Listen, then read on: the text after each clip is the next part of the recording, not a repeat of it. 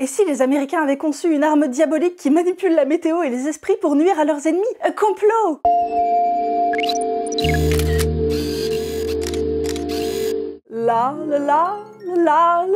ARP, ça vous dit quelque chose? C'est l'acronyme, traduit dans la langue de Gims, du programme de recherche sur les hautes fréquences appliquées aux aurores boréales. C'est le nom un peu barbare d'un projet de recherche lancé par l'armée américaine dans les années 90. Et ça ressemble à ça.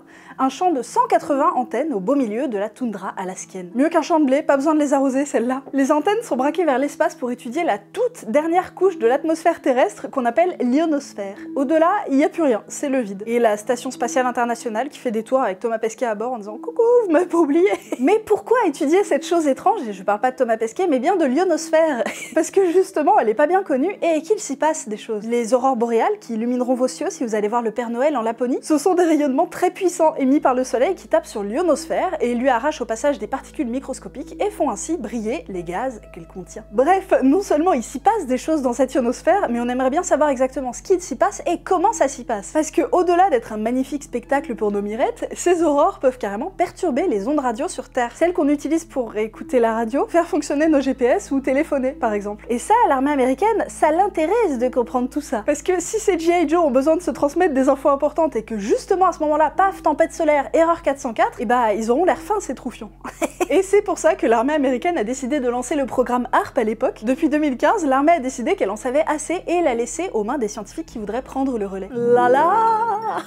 Un instrument scientifique, donc. Ou alors serait-ce une arme de destruction massive? Si l'on en croit les meilleurs experts complotistes d'internet, ARP aurait la capacité de déclencher toutes sortes de catastrophes naturelles. Des inondations, des ouragans, des sécheresses, des tremblements de terre. Si chanter faux fait pleuvoir, jouer de l'ARP cause carrément des ouragans. Bref, dès qu'il y a une catastrophe, c'est sa faute. Fukushima, ARP. Des inondations au Pakistan, ARP. Sandy et Katrina, ARP.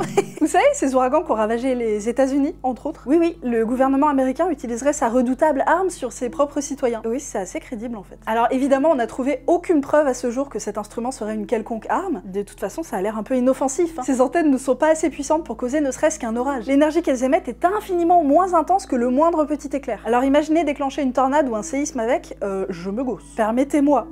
Et puis, par quel mécanisme exactement? C'est à nous de l'inventer. Ce genre de théories sortent notamment de la bouche d'un dénommé Nick Begich Jr., un complotiste américain, fils et père de politicien. Il est l'auteur d'un livre intitulé « Les anges ne jouent pas de cette harpe » qui propage ce genre de théories fumeuses. Il coche toutes les cases du complotiste idéal. Il est directeur d'un institut de recherche qu'il a lui-même fondé et il auto-édite ses bouquins sur le paranormal. C'est pratique, du coup il peut dire absolument ce qu'il veut dedans et personne peut le corriger. Il affirme aussi que ARP serait un moyen pour le gouvernement américain de contrôler les esprits de ses sujets. Respire un bon coup mon petit Nick, c'est juste une forêt de poteaux.